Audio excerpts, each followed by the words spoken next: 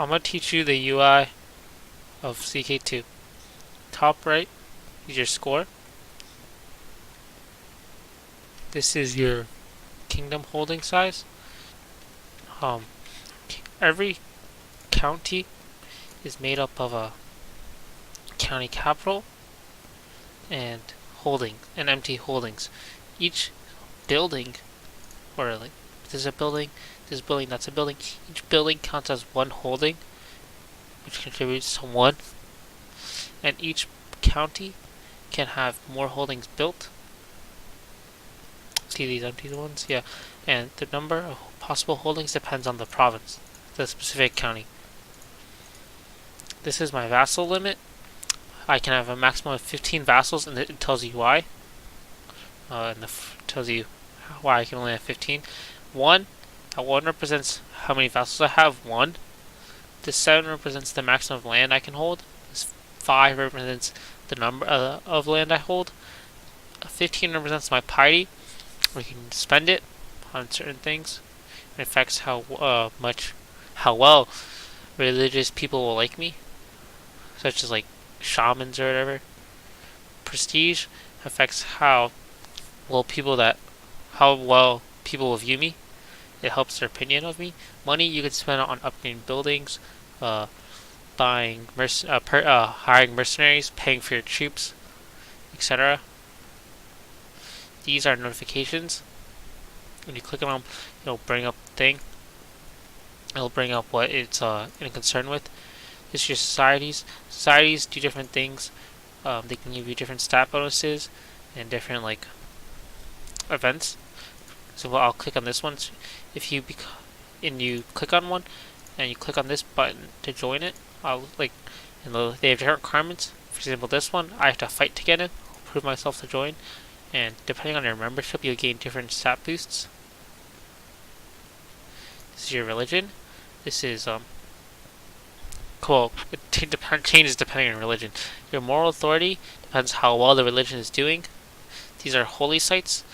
For pagans, I need to hold 3 of them at least, so I can reform the religion. This is your factions. Vassals underneath you can form factions. If enough powerful vassals form together, they can demand changes from you. For example, they can demand you to abdicate your throne to someone else. And if you say no, they'll declare war on you. Intrigue, these are decisions. Green, if you clicked on the green, that means that when you can do it, it'll appear, this pop-up will appear. If you want to know how to complete a decision or have the ability to check it off, hover over the question mark and it'll tell you the conditions. Hover over the decision itself, the check mark, to see what will happen from the decision. This is your plot, so you can choose to revoke titles, kill people, etc., etc. These are known plots that you know about within your kingdom. You can do auto stop plots, and your spy master will tell people to automatically tell people to stop plotting. These are your prisoners. You'll capture people in battle through events, and you can ransom them, sell them, or execute them. These are threats, just general threats to your kingdom. This is your military. Dements is land is soldiers that you own, your own personal soldiers. Click this to raise. It tells you the monthly cost of them. Dismiss them. These are your vassals.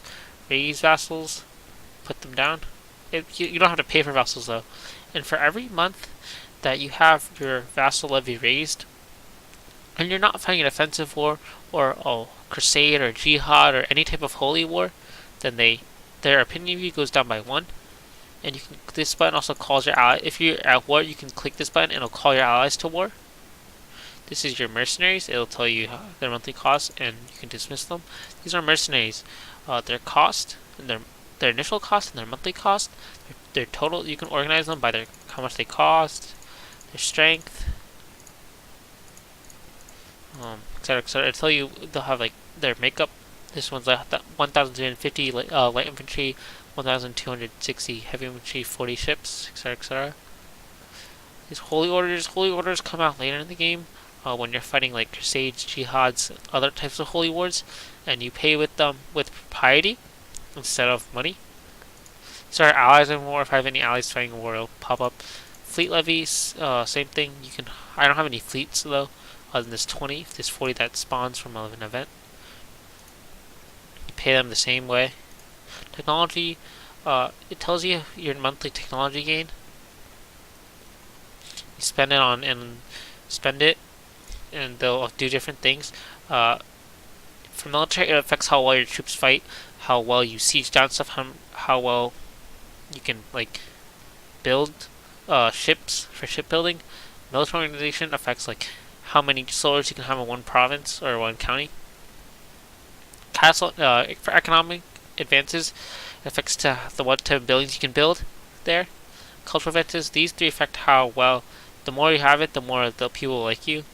Majesty affects like how much base piety or prestige you gain. Tolerance affects like depending on how many different religions you have, it'll affect the public order. Having higher tolerance lets people not be as mad at each other. Legalism affects how well how like the laws you can pass and like how easy people will pass your laws. These are your laws.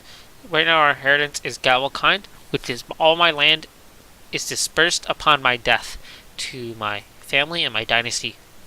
But I currently only have one son, so it's fine.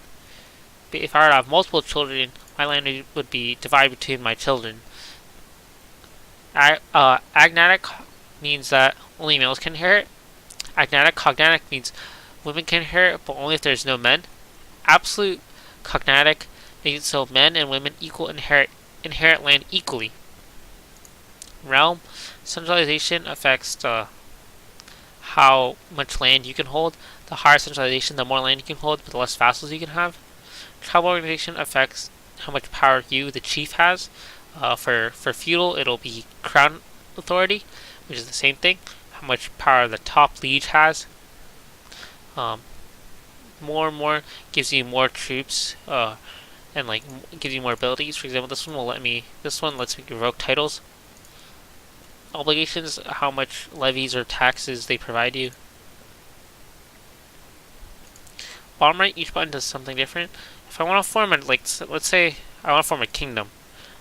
I click on kingdoms, and this is the kingdom of Novgorod. I need at least 70% of all land in the kingdom of Novgorod to form it.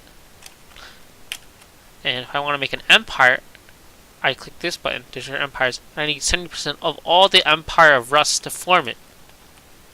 I press W to go back to realms, which tells you the countries. It's the map you'll be playing the most of the game on. Terrain, I don't really like the map, but it tells you what type of terrain you're fighting on, which is important in battles, because if you're fighting an enemy in like mountains, let's say, they gain a bonus, a defensive bonus, and if you attack someone over a river, then you'll take a attack debuff. Press E, and it'll show you your diplomatic relations. This lightest green is your land. This darker green is your vassal, and if your vassal has any vassals, it'll be an even darker green. And all these people with either yellow are people that I can go to war with. People I have a potential casus belli.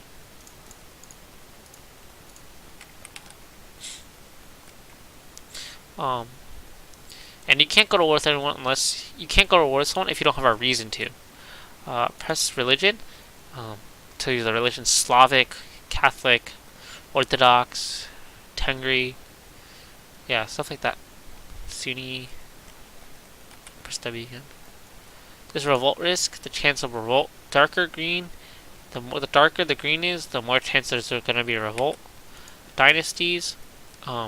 Just so you know how far the dynasties have spread. Their opinion of you. This brightest green means that's me. Well, I love myself. My opinion of myself is 100. The darker it is, the less they like you. We're not gonna direct vassals. It's not important. You're not gonna be worrying about it. Trade zones, not important unless you're playing with Merchant Republic, which requires DLC. Governments, tribal, they can only build tribal holdings. They can't build castles. Actually, they can build bishoprics as well, but they can only build they can only build tribal holdings and bishoprics, which tribal holdings provide less money, less troops than castles, but they're cheaper. Feudal, they can build castles, cities, bishoprics. Castles provide the most troops, the least levy. Uh, Cities provide the most money, but the least troops, and bishops, ricks provide even of both. And tribal provide the least of everything, but they're the cheapest. Imperial, it's only for the Byzantine Empire, and it's very similar to feudal, except their election system. On Ikota, Ikta, I don't know how to say this. They're for Muslims, and you DLC to play them. Defensive. We're playing with defensive packs off, so you don't need to worry about that. Diseases. There are no diseases going on right now. No epidemics. Press W to go back to Realm. This is find characters. Click the reset, and then click all Realm, Vassals, Court. You can search through all of them. You can order them by their diplomacy, their martial, stewardship, stuff like that.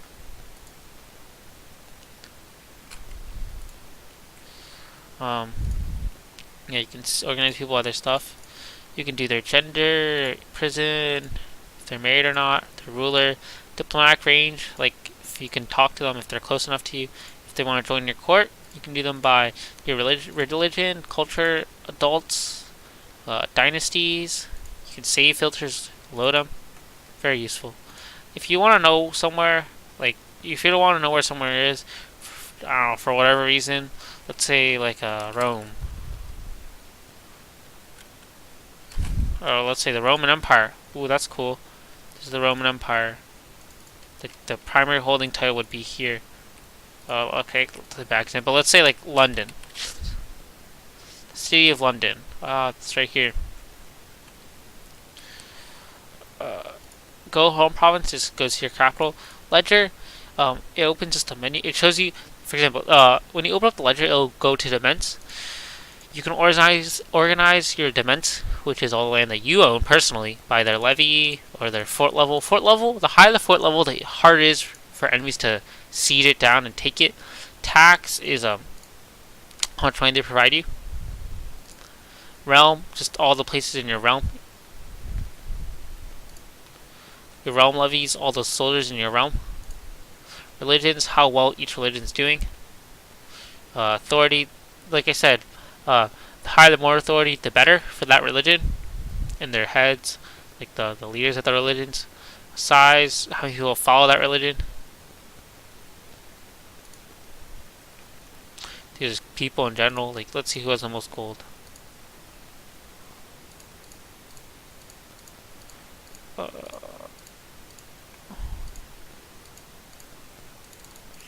It's me actually, I think.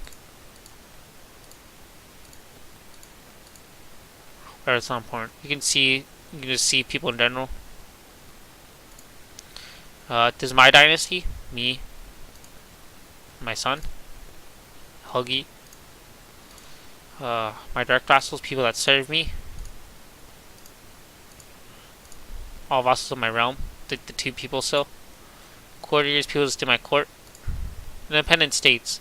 You can see like who has the biggest army. It's Jorvik.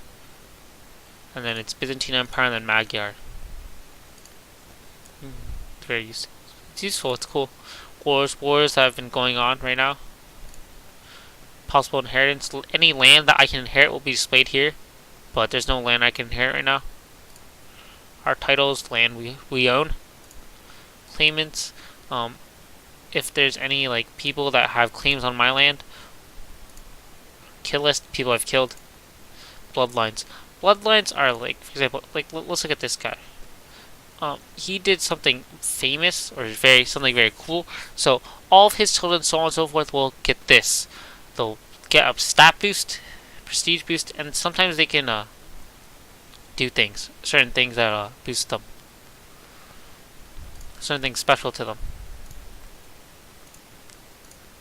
Wonders of the world, they provide different benefits. And that's it. finally main menu, which you can press through escape. Oh, I forgot one thing. My bad. This is the game end, the start date. Unpause, pause, default spacebar. Press this to go faster. This to go slower. Thank you for watching.